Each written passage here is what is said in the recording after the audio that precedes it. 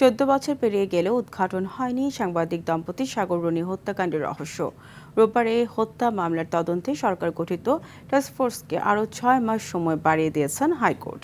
2012 সালের একটি রিট আবেদনের শুনানিতে বিচারপতি ফাতেমা নাজিব ও বিচারপতি AFM সাইফুল করিমের দ্বৈত বেঞ্চ এই আদেশ দেন। যদিও তদন্ত প্রক্রিয়া প্রায় শেষ পর্যায়ে বলেও জানান অ্যাটর্নি জেনারেল। আর বাদীপক্ষের দাবি এটি তদন্ত সংস্থার ব্যর্থতা। GM মাহমুদের রিপোর্ট। 2012 সালের 11 ফেব্রুয়ারি রাজধানীর পশ্চিম রাজাবাজারে ভাড়া বাসায় খুন হন মাছরাঙা টেলিভিশনের বার্তা সম্পাদক সাগর সরোয়ার এবং ATN বাংলার জ্যেষ্ঠ প্রতিবেদক মেহেরুন রুনি। ঘটনার পরদিন রুনির ভাই অজ্ঞাতনামা ব্যক্তিদের বিরুদ্ধে মামলা করলে শুরু হয় তদন্ত। প্রথমে পুলিশ, পরে র্যাব এ মামলার তদন্ত করলেও দীর্ঘ সময়ে প্রতিবেদন দিতে না পারায় হাইকোর্টের নির্দেশে একটি টাস্কফোর্স গঠন করে সরকার।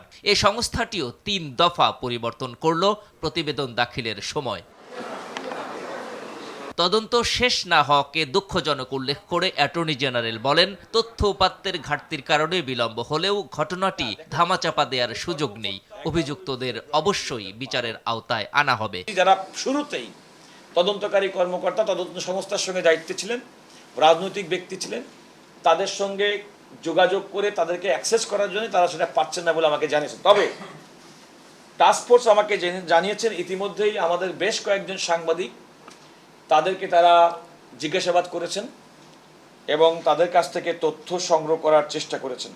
তবে বিচার প্রক্রিয়া আরো বিলম্বিত হওয়ার শঙ্কা জানিয়ে বাদীপক্ষের আইনজীবী বলেন, অদক্ষতা কিংবা রাজনৈতিক যে কারণেই হোক এ হত্যাকাণ্ডের তথ্য উদ্ঘাটন না হওয়া তদন্তকারী সংস্থা ও বিচার ব্যবস্থার জন্য লজ্জার। How funny is this? একটা ক্রিমিনাল ইনভেস্টিগেশন র্যাব করবে, ইনভেস্টিগেশন করবে তো CID অথবা PBI। ওখান থেকে এখন এসে আমাদেরকে বলছেন যে অনেক এভিডেন্সেই তারা রিলেট করতে পারছেন না। আমরা নেগলিজেন্স যদি থাকে তাহলে we will file an application against them to take departmental proceeding against the concern police officer. এর আগে গত বছরের 23 অক্টোবরও মামলার তদন্ত প্রতিবেদন জমা দিতে ব্যর্থ হয় টাস্কফোর্স। অন্যদিকে নিম্ন আদালতেও 125 বার পিছিয়েছে প্রতিবেদন দাখিলের সময়। GM Mahmud, RTV, Dhaka.